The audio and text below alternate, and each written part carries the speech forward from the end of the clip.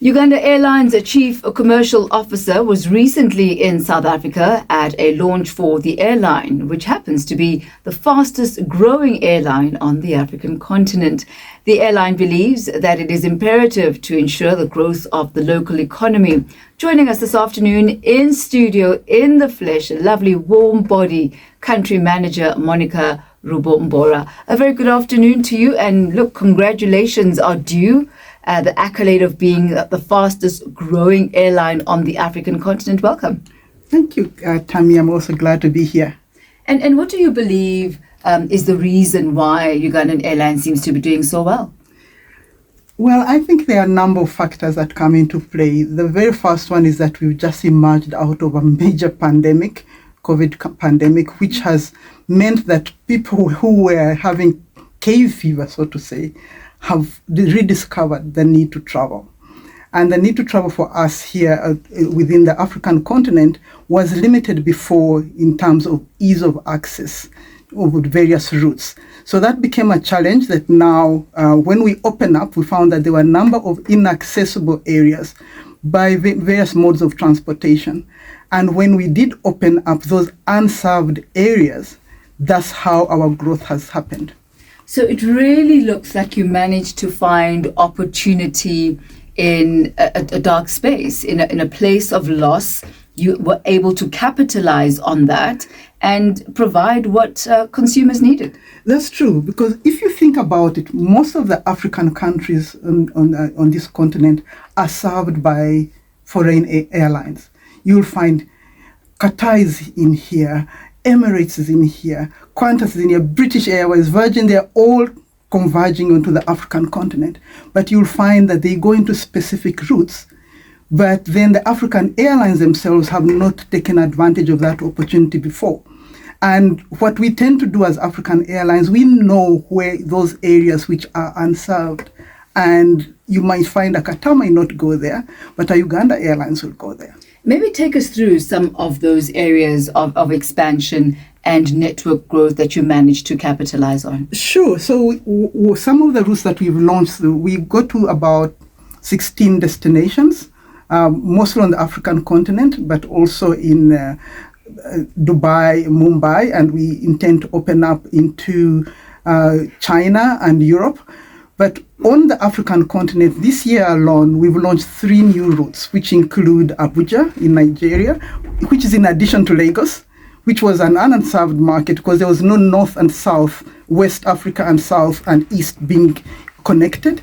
And then we also launched recently Lusaka and Harare, and intend to add Cape Town onto our route network. But then if you find that when you look at that whole route network, is that most of the people who are traveling are connecting to other areas. For example, we have travelers going from South Africa, Johannesburg, and connecting to Kinshasa as one example, or connecting to Mogadishu as another example, or connecting to South Sudan. You know, it's that whole network where you find that if we were not there, who else would be serving those routes? So is it then intentional on your part to actually connect and strengthen the connection between African cities? Yes, so that's the whole intention, is to improve the connectivity amongst the African travelers. So and the demand is there. We've done our market research. The demand is there. So you'll find that the people who are coming to South Africa, as an example, and there's a very big number that does come to Johannesburg, you'll find this mainly business people, corporates. We'll find that, for example, from South Africa to East Africa, and I mentioned East Africa because we have one visa that you can take advantage of, and you travel within the East African community countries. So South Africa will get one visa and be able to go to Kenya and go to Uganda and go to Rwanda all on one. And it is the number 3 top destination for South African corporate travelers after UK and Dubai. So is this something that you as Uganda Airlines were instrumental in putting in place, or has it always been there? I think there was latent demand. It was latent demand. And when you do your market, because you usually do a lot of market research before you get into a route.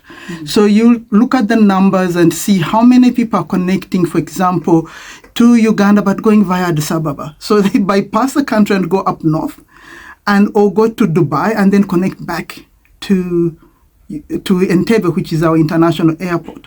Or if you want to go to West Africa, you first fly to London and then go to West Africa. It doesn't make sense. And that's why we thought that when you see that, you look, their numbers are there. When you see how many people are originating from Johannesburg, for example, and wanting to go to Lagos or Abuja, and you see the roundabout route that they take, when you make a direct connection, then you make it easier for them to travel. You save time, you save money, and just the convenience of being able to have that hassle-free travel. But I mean, when one hears you talk, one would think that the aviation industry has fully recovered from the likes of COVID. But maybe if you could highlight what are the challenges that are being faced, not only by yourselves as Uganda Airlines, but the type of challenges that the aviation industry overall is facing. Well, we haven't completely recovered to pre-pandemic levels, but almost close to it. When I see, what I'm seeing is the number of airlines that had left, for example, South Africa. When we launched Uganda Airlines in South Africa in 2021, over 100 airlines had left this country because of the pandemic. And recovering to that level, you see many of them have gone and never come back. But most of them are beginning gradually to set up office again. When we launched, I remember coming and we landing at the airport or Tambo, and it was dark. I think we might have been the only. And when was this? When did you launch? We launched in May 2021. And I think on that day, I don't recall seeing any other plane land on that day. Going through the airport on Terminal 8 was dark. Everything was closed down. There was a lot of restrictions that were available at the time. But also the year before, we had also come here to rescue some of the stranded Ugandans that had come in. And because remember, the borders were closed at that time. It was a difficult time. A difficult time. So we found that it's taken a long time to get back to the pre-pandemic levels. The costs of flying are still quite high. The cost of running airplanes is still quite high. Getting hold of new aircraft is a challenge because there's a long waiting period. I think it's over 10, 12 years before you can get the right assets in terms of aircrafts to fly. Right. So that is one. Getting skilled personnel is a major challenge in terms of getting the right crew. Because now when we open up, all of a sudden there's a demand everywhere for crew. Yes. And that's been a challenge, getting skilled engineers, skilled pilots to come in. So the human resources is a challenge.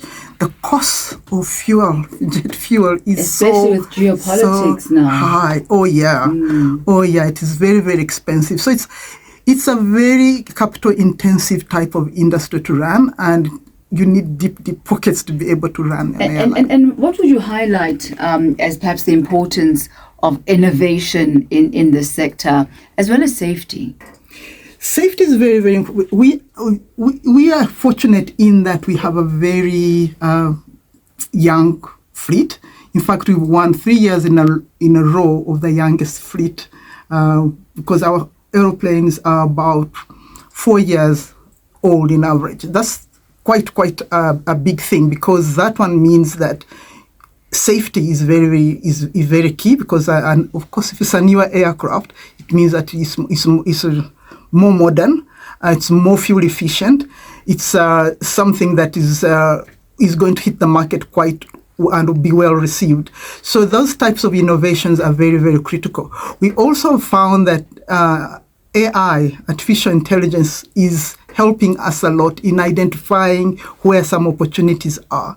It's a technology that was not there before, and now you are able to either communicate with your guests, because that's what we call our passengers. We refer to them as guests, able to communicate with them faster in case there's a change of schedule or a cancellation or even a new route.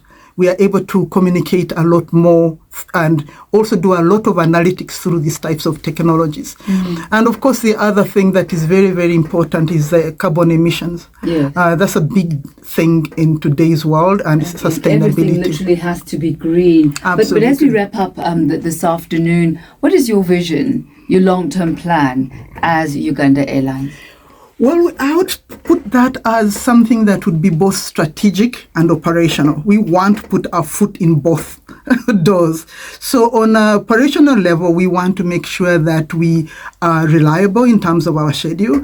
We want to make sure that our customer experience, our guest experience remains very high, and people love flying the airline. We want to provide a cultural experience quite uniquely African.